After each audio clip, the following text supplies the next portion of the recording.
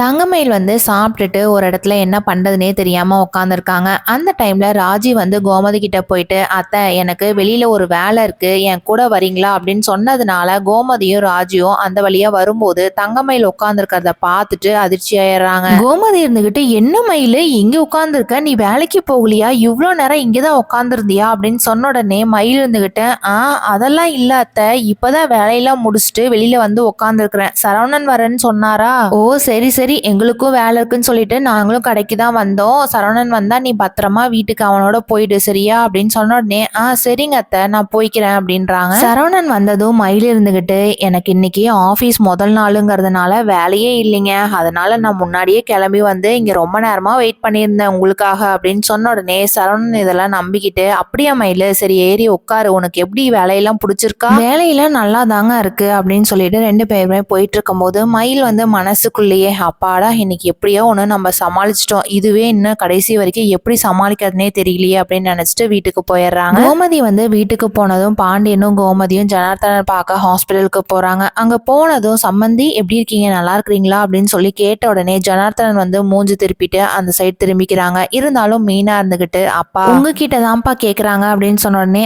நல்லா இருக்குங்க உட்காருங்க அப்படின்னு சொன்னதும் மீனா அதை கேட்டு ரொம்பவே சந்தோஷப்படுறாங்க. நாளைக்கு என்ன நடக்க போகுதுங்கிறத வெயிட் பண்ணி பார்க்கலாம். தேங்க்யூ.